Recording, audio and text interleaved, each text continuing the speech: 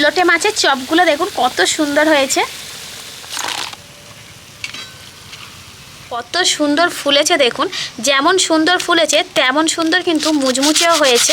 সাইজগুলো বেশ অনেকগুলো লোটে মাছ আমি নিয়ে নিয়েছি, চপ বানাবো। লোটে মাছের চপটা কতটা পারফেক্ট হয়েছে দেখুন। নমস্কার বন্ধুরা, কাকলির রান্নাঘর উইথ ভিলেজ ফুডে সবাইকে স্বাগত জানিয়ে আজকে আমি আপনাদের সাথে শেয়ার করব লোটে মাছের চপ। আমরা তো বিভিন্ন ধরনের চপ দোকান থেকে কিনে খাই, তবে বাড়িতেও মুড়ির সাথে কিংবা শুধু সন্ধ্যাবেলায় খাওয়ার জন্য যদি খুব সহজ পদ্ধতিতে বাড়িতেও বানিয়ে নেওয়া যায় তাহলে মন্দ হয় না। তাছাড়া এখন বাজারে বেশ বড় বড় লোটে মাছ পাওয়া যাচ্ছে, তাই ভাবলাম আজকের রেসিপিটা আপনাদের সাথে শেয়ার করি। তো আজকের রেসিপিটা আপনারা প্লিজ প্রথম থেকে শেষ পর্যন্ত দেখতে থাকুন, আশা করছি খুবই ভালো লাগবে। আর যে সকল বন্ধুরা এখনও পর্যন্ত নতুন তারা যদি ইউটিউব থেকে দেখেন তাহলে চ্যানেলটিকে সাবস্ক্রাইব এবং ফেসবুক পেজ থেকে দেখলে পেজটাকে ফলো করে আমার পাশে থাকবেন। তাহলে এখন রান্নাঘরে চলে যাবো আর আজকে রেসিপিটা শুরু করে ফেলবো। তো আমি তো প্রথমেই লোটে মাছ নিয়ে নিয়েছি। লোটে মাছগুলো কিন্তু বেশ বড় বড় সাইজের রয়েছে দেখুন। এখন এরকম টাটকা সুন্দর সুন্দর লাল লাল লোটে মাছ বাজারে পাওয়া যাচ্ছে, বেশ মোটামুটি দাম রয়েছে, খুব বেশি দাম না। এই দেখুন মাছের সাইজগুলো, বেশ অনেকগুলো লোটে মাছ আমি নিয়ে নিয়েছি, চপ বানাবো। তো লোটে মাছের যে কোনো রেসিপি কিন্তু আমরা খেতে ভীষণভাবে পছন্দ করি, তো তার মধ্যে লোটে মাছের চপটাও কিন্তু দারুণ লাগে, আপনারা দেখতে থাকুন। তো প্রথমে আমি মাছগুলোকে কেটে নেব, আর এই মাছ কাটা তো ভীষণই সহজ।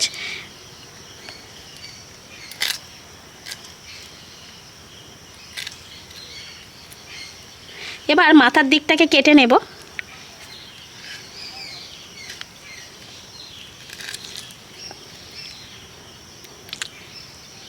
পেটটাকে পরিষ্কার করে নিলাম। এই মাছটা এরকম গোটাই থাকবে, মাছটাকে আর কাটবো না, শুধু লেজার দিকটা একটু কেটে নেব।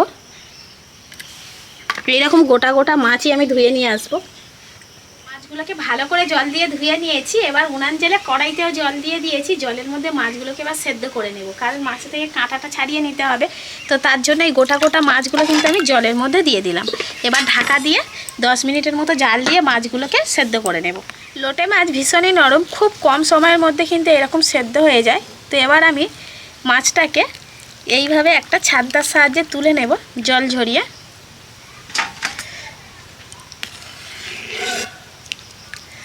এবার এদিকে আমি চপের ব্যাটারটা রেডি করে নেব। তার জন্য নিয়েছি বেসন। এমনি নর্মালি যেমন আমরা বাড়িতে চপ বানাই ঠিক সেরকম পদ্ধতিতেই বানিয়ে নিতে হবে। তো বেসনের ব্যাটারটা আমি রেডি করে নেব।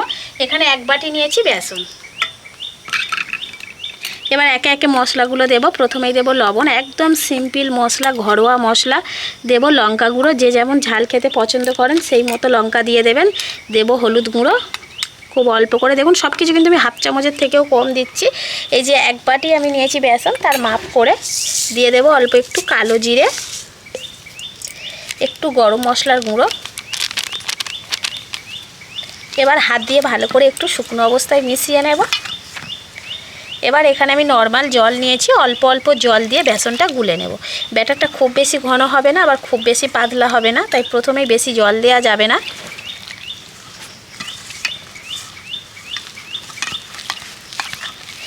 সন্ধ্যাবেলা টিফিনের জন্য আপনারা ঝটপট কম সময়ে এই চপটা বানিয়ে নিতে পারবেন।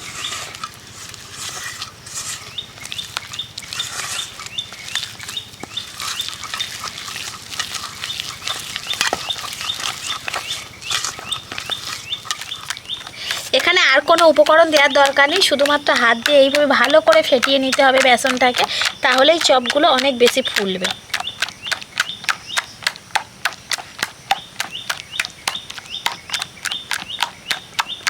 আর বেসনের ঘনত্বটাও দেখুন কীরকম রয়েছে। একটা আঙুল ডোবালে ঠিক একটু মোটা কিন্তু লেয়ার একটা পড়ছে আঙুলের মধ্যে। এবার আমি মাছের কাঁটাগুলোকে বেছে নেব। তো এই মাছের কাঁটা বাছা কিন্তু ভীষণই সহজ, মাঝখানে একটাই মোটা কাঁটা থাকে।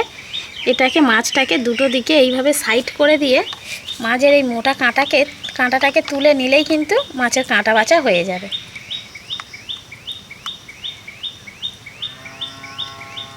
এই দেখুন, এই যে মোটা বড় কাঁটাটাকে তুলে নিলাম, এই যে সাইডের কাঁটাগুলোও বেরিয়ে এলো, আর কিন্তু মাছের কাঁটা বাছতে লাগবে না।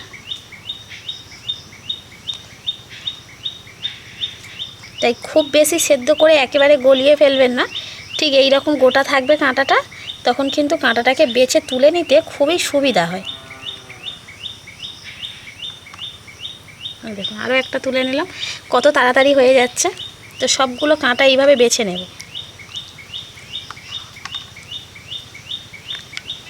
এবার আমি চপের পুরটা তৈরি করে নেব। তার জন্য কড়াইতে দিয়ে দিচ্ছি তেল। সাদা তেল দিলাম, তো আপনাদের যার যে তেল পছন্দ, সর্ষের তেল চাইলেও দিতে পারেন। একটা দিয়ে দিচ্ছি শুকনো লঙ্কা, একটু পেঁয়াজ কুচি,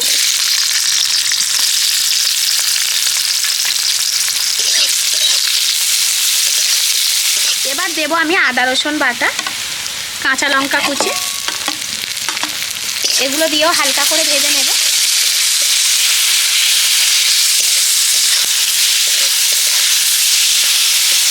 পেঁয়াজ, আদা রসুন, কাঁচা লঙ্কা আমি ভালো করে ভেজে নিয়েছি। এবার আমি কাঁটা ছাড়িয়ে রাখা লোটে মাছটা দিয়ে দেব,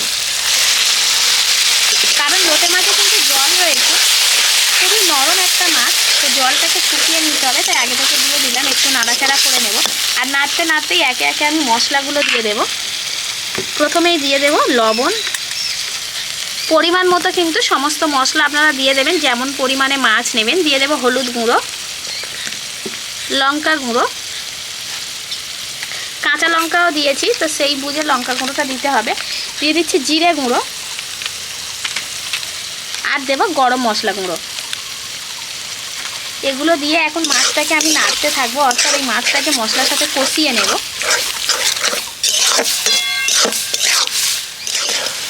মাছটাকে মোটামুটি আমি মশলার সাথে ভালো করে কষিয়ে নিয়েছি। এবার বাইন্ডিংয়ের জন্য আমি এখানে সেদ্ধ করে রাখা আলু দিয়ে দেব। 3টে ছোট ছোট সাইজের আলুকে আমি সেদ্ধ করে নিয়েছি। যদি বড় সাইজের আলু হয় 2টো দিয়ে দেবেন। এবার আলুটাকে আমি সুন্দর করে মিশিয়ে নেব, এইভাবে নেড়ে চেড়ে একটা টাইট ডো তৈরি করে নেব। খুব বেশি নরম জল জলে ভাব থাকলে হবে না, জলটাকে পুরোটাই শুকিয়ে নিতে হবে নেড়ে চেড়ে। আর ঠিক এই সময় আমি এর মধ্যে ধনে পাতা কুচিটাও দিয়ে দেব, দিয়ে এইভাবে নাড়তে থাকবো। এবার আমি চপের শেপটা রেডি করে নেব। তো পুরটা আমি থালাতে তুলে ঠান্ডা করে নিয়েছি, আর এই শেপটা দেওয়া একদমই সহজ। যেমন করে এমনি দোকানে সিম্পল চপ বিক্রি হয়, তো সেই রকম শেপে আমি বানাবো। দোকানে যে চপগুলো খাই, সেই চপের ভেতর তো পুর তো পাওয়াই যায় না, একেবারে পাতলা থাকে। যেহেতু আমি বাড়িতে বানাবো, তো একটু বেশি পুর দিয়ে আর কি চপটা বানাবো। তো পুরের সাইজটা আমি খুব বেশি বড় করছি না, এরকমই থাকবে, একটু মোটা মোটা। দেখুন কতটা মোটা রেখেছি, খুব মোটা না আবার খুব পাতলাও না, সেরকম।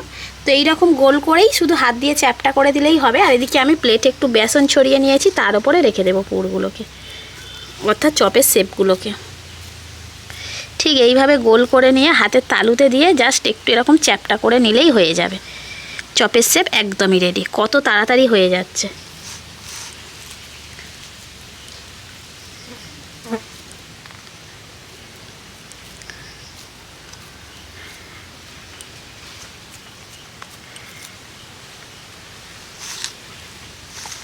চপ ভাজার জন্য সাদা তেল আমি কড়াইতে দিয়ে গরম করতে দিয়েছিলাম। তেল কিন্তু খুব ভালোভাবে গরম হয়ে গেছে। এবার চপগুলোকে ভেজে নেব। তো এই যে পুরটা আমি বানিয়ে রেখেছিলাম মাছের, সেই পুরটা এখন আমি বেসনের গোলার মধ্যে দিয়ে দেব, আর এইভাবে উল্টে পাল্টে কড়াইতে ছেড়ে দেব। আরও একটা নিয়ে নিলাম।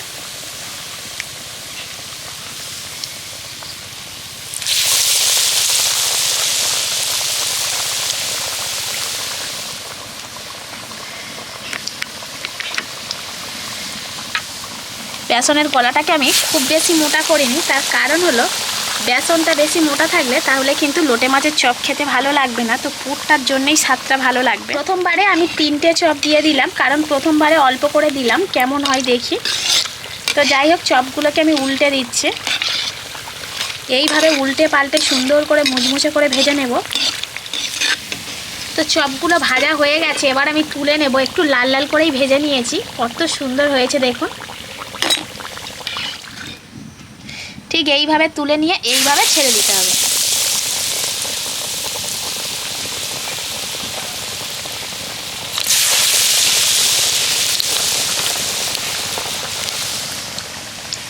চপ যখন তেলের ওপরে ভেসে উঠে আসবে, তখন পরের চপটা দিতে হবে।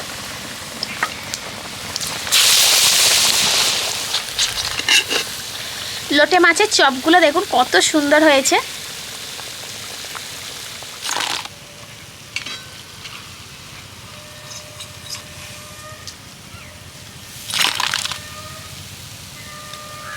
সবগুলো লোটে মাছের চপ আমার ভাজা হয়ে গেছে, দেখুন কত সুন্দর হয়েছে।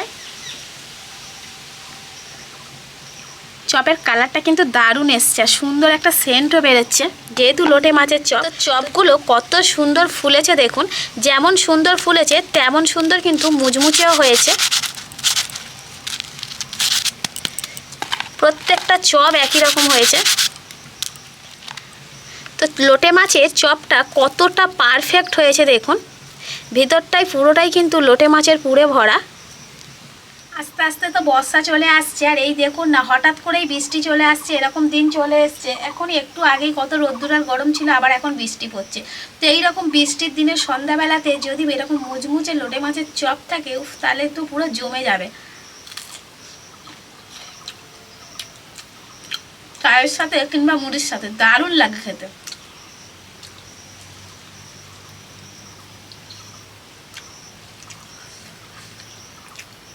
তাছাড়া দোকান থেকে এই লোটে মাছের চপটা কিনতে যে পরিমাণ টাকার প্রয়োজন হয়, সেই টাকার মানে তার থেকে অনেক কম টাকা দিয়ে বাড়িতেই কিন্তু অনেকগুলো চপ আপনারা বানিয়ে নিতে পারবেন এবং বাড়ির সবাই মিলে খেতে পারবেন। তো অবশ্যই করে এইরকম সহজ পদ্ধতিতে একবার হলেও বাড়িতে লোটে মাছের চপ বানিয়ে দেখুন, খেতে তো দুর্দান্ত হয় আর বানিয়ে নেওয়াও কিন্তু অনেক সহজ। তো আজকের আমার এই লোটে মাছের চপের রেসিপিটা আপনাদের কেমন লাগলো সেটা অবশ্যই কমেন্ট করে জানাবেন, আর ভালো লাগলে লাইক, কমেন্ট, শেয়ার, সাবস্ক্রাইব এবং ফলো করে আমার পাশে থাকবেন। আর আমার নিত্য নতুন রেসিপিগুলো এইভাবেই দেখতে থাকবেন। তাহলে আজকের মতো এখানেই শেষ করছি। সবাই ভালো থাকবেন, সুস্থ থাকবেন, দেখা হবে পরের রেসিপিতে।